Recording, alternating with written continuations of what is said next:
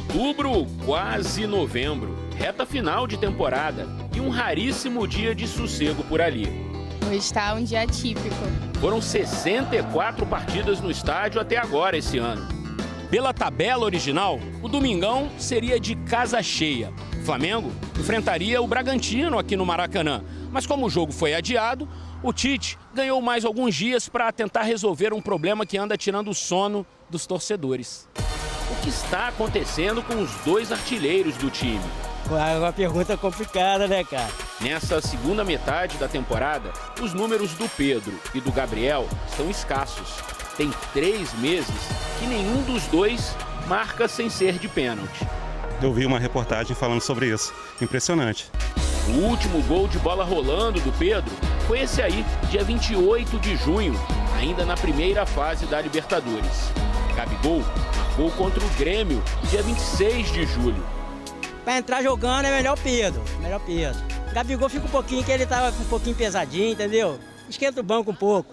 No Brasileirão, Pedro tem 7 gols, 4 de pênalti. Mesmo número de gols de pênalti do Gabriel, que de bola rolando só tem esse contra o Fortaleza. Como comparação, Gerson com 5 gols e Ayrton Lucas com 4, nenhum de pênalti, foram mais eficientes do que a dupla de atacantes. De vez em quando sai um golzinho deles aí e vamos que vamos. Para quem já fez tantos, essa seca não é normal, tanto quanto um domingo sem futebol no Maracanã.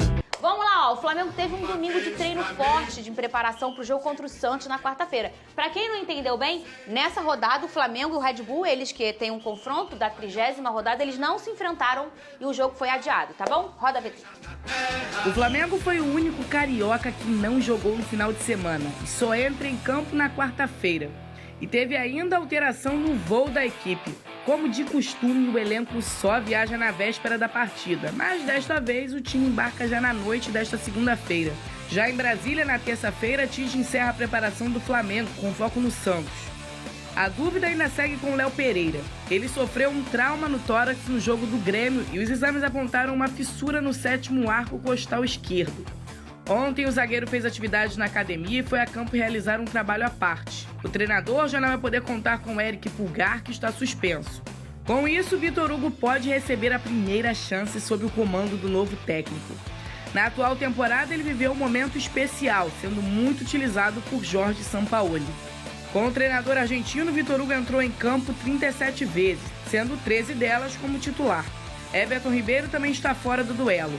O jogo está marcado para o estádio Mané Garrincha, isso porque o Maracanã já está sob os cuidados da Conmebol para a final da Libertadores.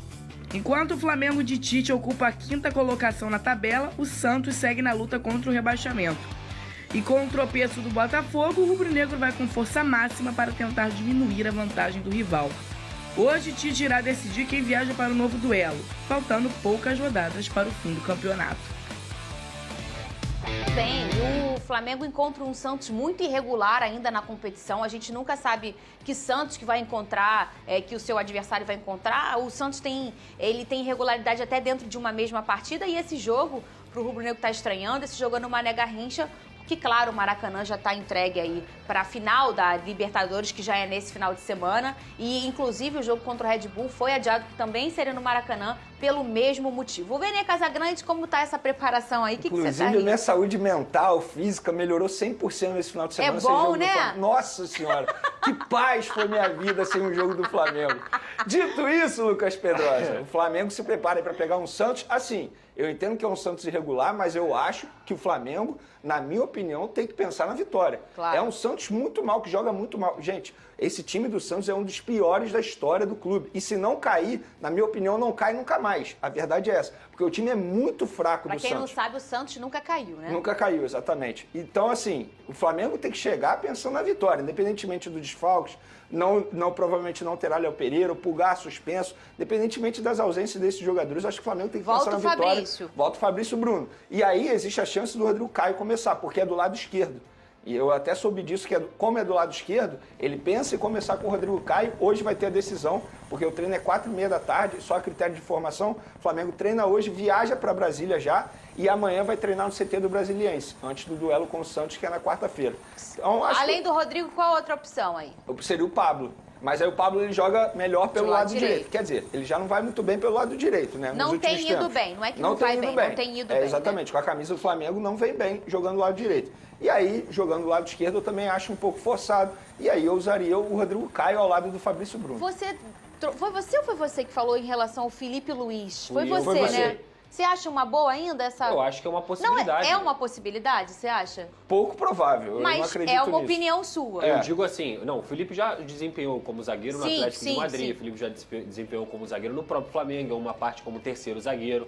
Então, assim, eu acho que é uma possibilidade. Ao mesmo tempo, o Tite enxerga o Rodrigo Caio como um zagueiro pelo lado esquerdo, como um reserva, porque o Rodrigo Caio, tecnicamente falando, ele é muito melhor que o Pablo. Não tem nem comparação. A questão do Rodrigo Caio é física. Será que ele aguenta como ele aguentava antigamente? Questão de velocidade, questão de você pegar um ponta veloz ou um atacante veloz. Quanto tempo ele tá sem jogar? Essa é a dificuldade do Há Rodrigo. muito tempo. Porque com a bola, o Rodrigo é ótimo. O Rodrigo é um dos melhores zagueiros do Brasil. Agora, em relação a esse jogo aí, como o Verinho muito bem falou, Fernanda, eu vou discordar de você em relação à oscilação do Santos. O Santos oscila para baixo. O Santos é um time ruim. O Santos é um time fraco, tanto é que está disputando a zona de rebaixamento. Não, mas eu digo assim, em resultado, ele toma a porrada do Inter, depois ganha do Curitiba, depois empata com o Corinthians de forma brava. Eu acho que ele tá assim, entende? Mas ele não tá só perdendo, ele tá ali, ó, igual o Vasco. Olha, ele tá o oscilando. Santos tem que dar graças a Deus que ele tem um dos maiores talentos do futebol brasileiro, que se chama Marcos Leonardo. É verdade. Tem que dar graças a Deus. E que o Soteldo, depois que voltou da polêmica lá, começou a jogar bola. Porque tem jogado muito, o Jean Lucas também é um baita de um volante. Mas assim, o Flamengo tem tudo para conseguir uma vitória contra o Santos, mesmo jogando numa nega rixa, porque tem uma equipe muito superior, muito mais organizada, com um técnico melhor, com melhores jogadores. Então assim, eu acho que o Flamengo tem mesmo que jogar com a obrigação de vencer, até pensando no G4 do Campeonato Brasileiro. Sentiu a... Então você tá torcendo pro Flamengo? Sentiu a expectativa dele? Sentiu que ele tá... Eu nunca vi ele falar palavras... Cara, quando eu abri a tabela hoje, eu falei assim, que eu tava em busca de algum conforto. Né? Aí eu olhei a tabela e eu falei, Flamengo e Santos... Baixinho, sabe? Só que o Flamengo está irregular na temporada.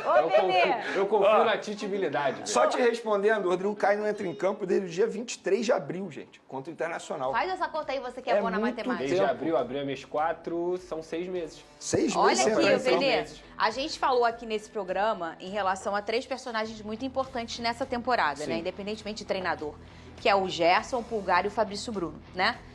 E o Pulgar, não estando, o Flamengo muda bastante. Como fica esse meio de campo? Bom, eu vou opinar o que eu quero, porque eu ainda não tenho como dizer, até porque o treino vai decidir hoje, 4h30 da tarde. Eu colocaria o Vitor Hugo. Lembrando que o Alan não está à disposição porque está lesionado.